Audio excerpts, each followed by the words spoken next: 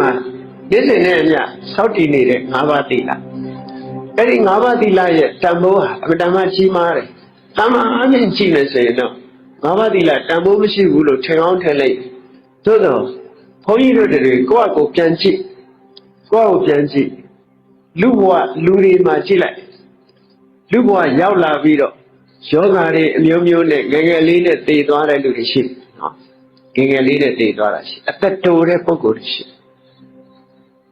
ယောဂါတွေဖြစ်တယ်အသက်တိုတယ်လူဘဝတချို့ရောက်တာမကြောက်သေးသွားတယ်တချို့အမိခင်ပိုက်ထဲရတယ်သေသွားတယ်ဒါမျိုးတွေရှိတယ်အဲ့ပြောရင်ဘာဖြစ်လို့ဒီလိုဖြစ်ရတာလူချင်းတူရဲ့တန်းနဲ့ဘာဖြစ်လို့လူလောကမှာလူပြည်ပြည်သားသားနဲ့အသက်ရှိကြဆိုမနေရတယ်လေလူဘဝရောက်လာပြီးတော့ဘာလို့ယောဂါတွေညားနေရတယ်လဲလို့ဆိုရင်အတိတ်ဘဝတော့ပါဏာတိပါဒမလုံခဲ့လို့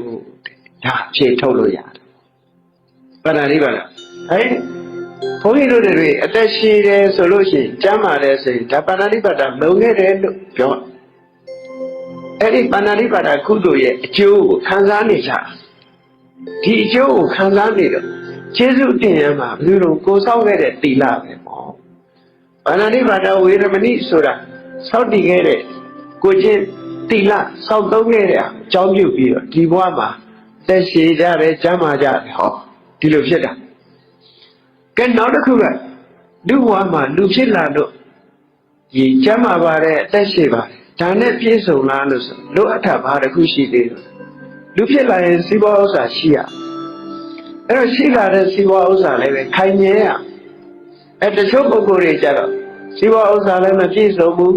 ရလာတဲ့စီးပွားဥစ္စာလည်းတော့ကြမီးရဲ့ပါသွားတော့ကြရေတဲ့ပါသွားတော့ကြနီးမျိုးမျိုးနဲ့ပျက်စီးဆုံးရှုံးသွားဆုံးရှုံးတဲ့နစ်နာမှုတွေများတယ်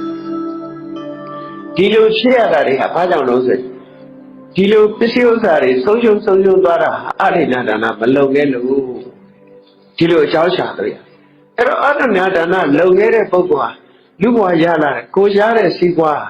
ရှားပွေလို့လည်းအဆင်ပြေတယ်ရလာတဲ့စီးပွားဥစ္စာလည်းရေမင်းမင်းကိုယ်သူမချစ်မနစ်တဲ့တော့မွေကံသားဆိုသမီးလို့ဆိုရအဖြတ်တင်နဲ့လည်းမပြည့်စည်ဘူးဒီလိုဖြစ်တာအဲ့တော့အရိဏဒါနလုံရင်းရဲ့အကျိုးကျေးဇူးကဒီလိုဖြစ်တယ်နောက်တစ်ခုကာမေတုမိစ္ဆာစာကာမဂုဏ်အာယုန်တို့မှာပြင်းမှားမှု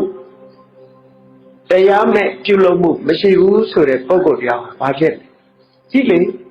ဇာကားရိတောင်မှရိုက်ရင်မကောင်းတဲ့ဘက်ကရိုက်တဲ့ပုဂ္ဂိုလ်ဟာလူကြားတဲ့တောင်မတိုးရဘူးလေဂျာကူရီဓမ္မဇလန်နေပါတယ်ဆိုရင်သူတော်ဘာတာမယအချောင်းလောက်တတ်တဲ့ပုဂ္ဂိုလ်မျိုးဟာလူကြားတဲ့မတိုးတဲ့ပုဂ္ဂိုလ်ဖြစ်သွားအဲ့ဒါကြောင့်မို့လို့အရှိန်အစောမဲ့တဲ့အကြောင်းကိုချင်းတရားပြပြပြီးအရှိန်အစောမဲ့ခြင်းအကြောင်းဖြစ်တဲ့အတွက်ကြောင့်အဲ့ဒီပုဂ္ဂိုလ်ဟာအတိတ်ဘဝတုန်းကဒီလိုပြစ်မှုတွေကျူးလွန်လာပြီးတော့လူဖြစ်လာလို့ရှိရင်အလို့အလျောက်ပတ်ဝန်းကျင်ကသူ့ကိုအမြင်ကကြ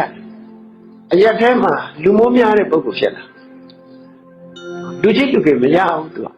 အလို့လျောက်လူမိုးအချင်းခံရတဲ့ပုဂ္ဂိုလ်မျိုးဖြစ်တတ်တယ်အဲ့ဒါကနေ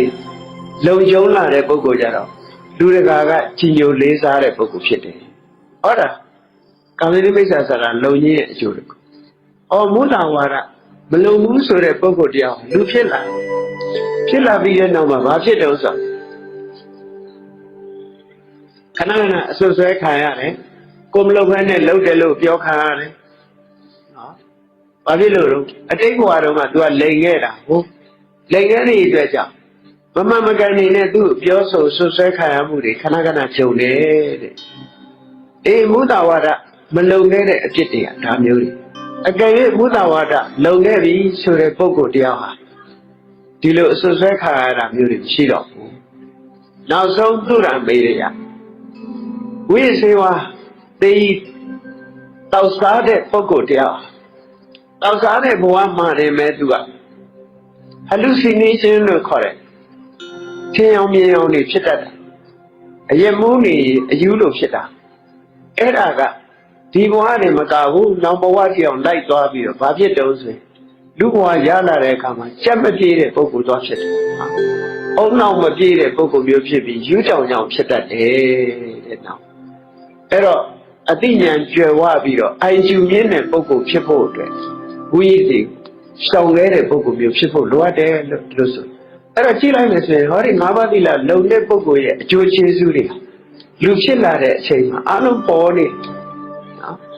လူဝါရလာတဲ့ကအသက်ရှိတယ်ကျမ်းမာတယ်ပစ္စည်းဥစ္စာချမ်းသာကြွယ်ဝတယ်ပစ္စည်းတွေမပျက်စီးဘူးလူချစ်လူခင်ပေါ်တယ်ဆွဆွဲမခရဘူးနော်အတိညာကြွယ်ဝတယ်ဟောဒီလိုပုဂ္ဂိုလ်မျိုးဖြစ်မှာလူမှာတန်ဖိုးရှိတဲ့ပုဂ္ဂိုလ်ဖြစ်တယ်အဲ့ဒီလိုတန်ဖိုးရှိတဲ့ပုဂ္ဂိုလ်ဟာဘုသူရဲ့အကျိုးကျေးဇူးလဲလို့ဆိုရင်သီလရဲ့အကျိုးကျေးဇူးပဲဒါက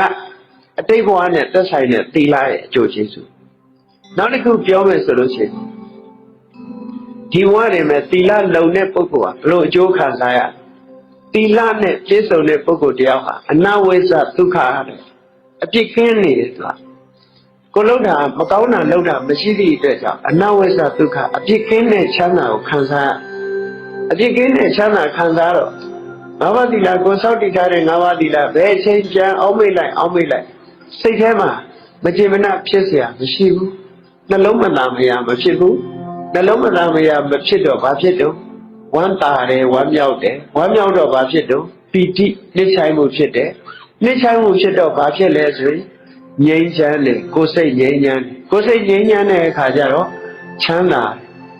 တော့တမာရိရတယ်တမာရိရတော့ယထာဘူတဉာဏတသနာအဖြစ်မှန်တွေကိုသိလာတဲ့အသိဉာဏ်ရှိတယ်ဟောတာဒီဘဝနဲ့သီလရှင်ကျဲခြင်းရဲ့